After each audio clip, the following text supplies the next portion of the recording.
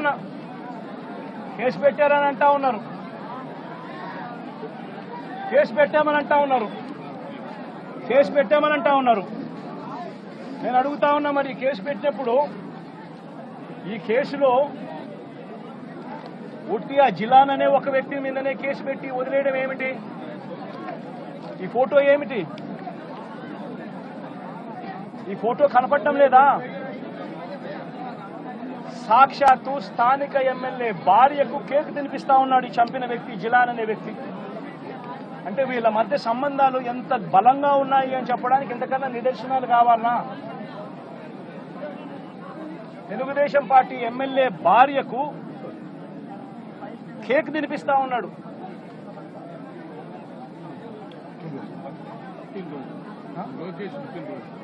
లోకేష్ పుట్టినరోజు నాడున, లోకేష్ పుట్టినరోజు నాడున వీళ్ళు కేక్ కట్ చేయడము, ఆ కేక్ మళ్ళీ ఈ జిలాన్ అనే వ్యక్తి ఎమ్మెల్యే భార్య కేక్ తినిపించడం.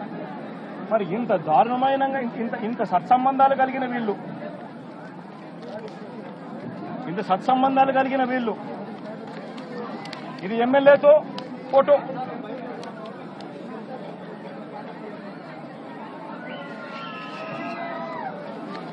ఈ అయూబ్ ఖాన్ తో ఫోటోలు ఇవన్నీ.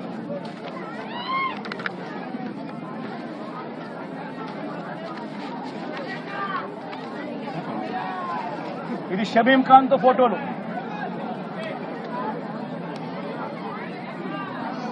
మరి వీళ్ళెవరు కేసులో ఎందుకు లేరు? వీళ్ళందరి మీద కేసు ఎందుకు పెట్టలేదు? ఇంతకన్నా అన్యాయం ఎక్కడైనా ఉంటుందా? ఇంతటితో ఆగిపోవడం లేదు. మిథున్ రెడ్డి విషయం కూడా నిన్న కూడా మీరు అంతా చూశారు మీ కళ్ళతో. సాక్షాత్తు ఒక సిట్టింగ్ ఎంపీ తన నియోజకవర్గంలో తాను తిరగకూడదా? పుంగనూరు అనేది తన నియోజకవర్గం, తన పార్లమెంట్ సెగ్మెంట్ లో ఒక నియోజకవర్గం పుంగనూరు. ఆ పుంగనూరుకు ఎమ్మెల్యే వాళ్ళ నాయన పెద్దిరెడ్డి రామచంద్రారెడ్డి. ఆ నియోజకవర్గంలో తాను రెడ్డెప్పని చిత్తూరుకు సంబంధించిన ఎక్స్ఎంపీ, ఆయన కూడా పుంగనూరులో నివాసుడు. ఆయన ఇంట్లో కూర్చొని ఉంటే ఏకంగా ఇంటిని దిగ్బంధం చేసి, ఇంటి మీద రాళ్లు వేసి, కారును ధ్వంసం చేసి, రెడ్డెప్ప కారును కాల్చేసి,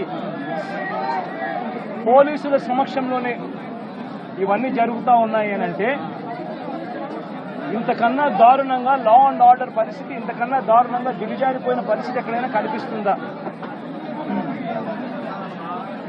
దొంగ కేసులు పెడతా ఉన్నారు, పోలీసులు ప్రేక్షక పాత్రగా పోషించే కార్యక్రమం చేయిస్తా ఉన్నారు.